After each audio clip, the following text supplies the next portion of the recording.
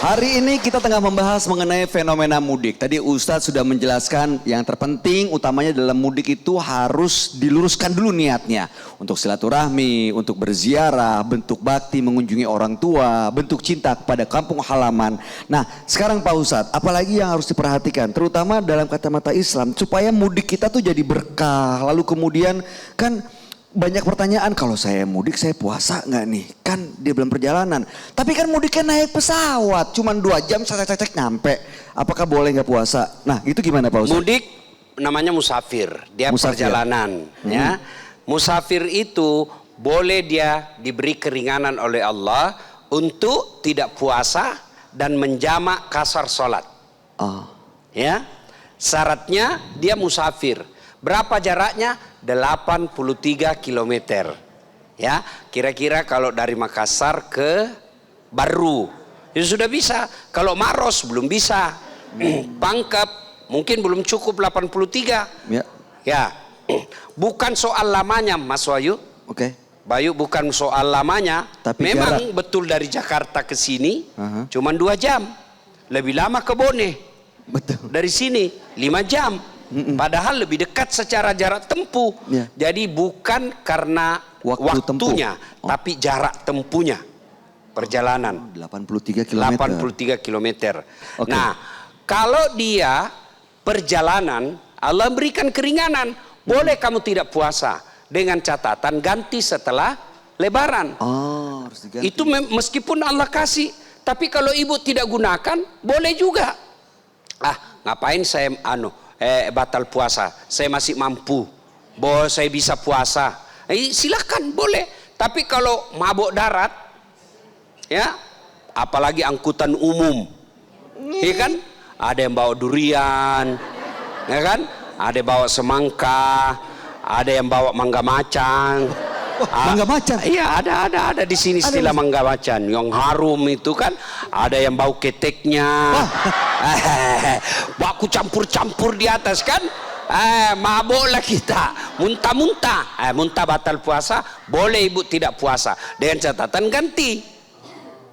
Ya. Nah, sekarang sebelum mudik, kan macam-macam tuh orang mudik. Ada yang pakai angkot.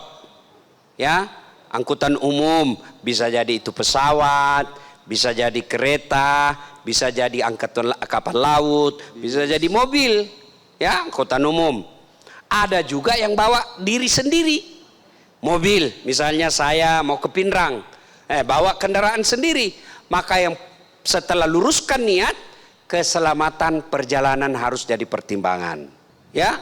Nah, kemudian setelah itu keperluan selama perjalanan.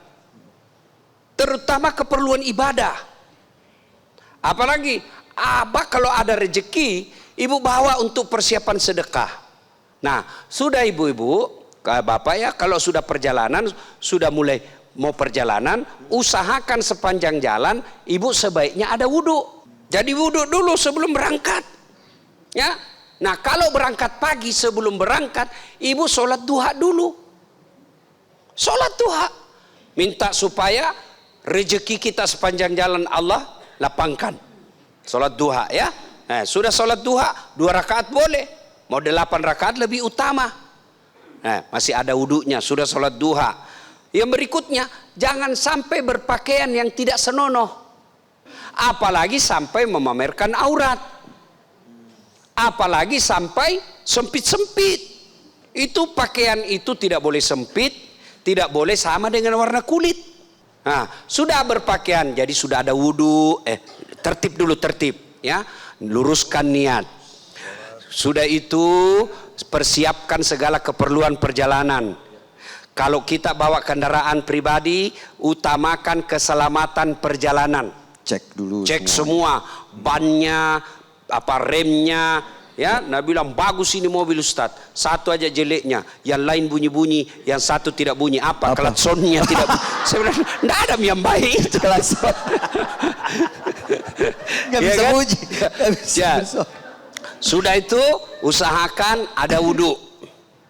Ya, Kenapa Ustaz? Kan kita tidak tahu. Siapa tahu kita di perjalanan ajal menjemput, kita wafat dalam keadaan suci. Masya Allah. Ya. Kemudian apa lagi Ustadz? Sebaiknya sholat duha dulu kalau dia pagi hari.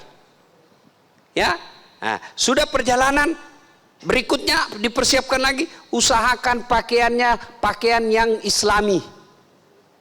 Bayangkan kalau kita tidak islami pakaiannya, suaminya ibu pakai celana pendek, tiba-tiba di jalan ketabrak, pak, meninggal menghadap Allah dalam keadaan kelihatan auratnya.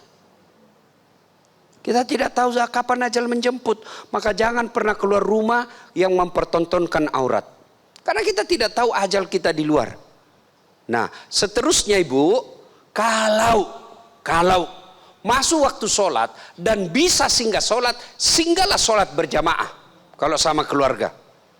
Ada masjid, singgah sholat berjamaah. Ini hebatnya kelebihannya ini di Indonesia. Ya. Di mana-mana ada masjid. Sepanjang jalan, apalagi kalau Mas Bayu di Sulawesi Selatan ini, belum cukup 1 kilo, ada lagi masjid. Dan cantik-cantik.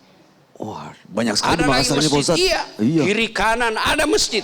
Jadi kalau perjalanan pulang kampung, masuk waktu sholat, singgah sholat berjamaah. Ya, sepanjang jalan, sebagusnya dengar tausiah. Jangan cuma sibuk WhatsApp grup, ngegosip, kadang-kadang ketawa sendiri. Ya kan? Lebih dengar dakwah. Ya, dengar ceramah sepanjang jalan. Habis 1 judul, dengar lagi pengajian. Kajian lagi kita dengar. Ya, sudah itu pengajian lagi, ayat suci Al-Quran. Sepanjang jalan 4 jam dengar ceramah. Masya Allah. Sampai, jangan lupa ceramahnya ada Ustadz Latif. Ya kan? Di YouTube channelnya ada kan, Pak? Jangan lupa like and share. Sampai di kampung ibu, sampai di kampung jangan sombong, jangan takabur, jangan pamer, ya. Kalau kita tahu di kampung kita umumnya orang susah hidupnya, jangan kau terang-terangan memamerkan kemewahan, ya. Yang lebih bagus itu pakaian sederhana, orang tahu, oh orang kaya bagus gitu tahu, banyak warna itu tapi bajunya sederhananya. Lalu yang mewahnya itu, ya kita datang bawa uang baru ibu. Jangan lupa bawa uang baru, meskipun uang 5.000, tapi kalau uang baru senang. Dan hebatnya itu uang, tidak ada orang tidak senang. Itu hebatnya itu uang Mas Bayu, semua orang senang. Apapun bentuknya. Iya tuh ibu. Iya toh? Betul. Bahkan itu ibu-ibu, dengar Mas Bayu, biar suaminya tidak pulang, yang penting ada uang. Astagfirullahaladzim.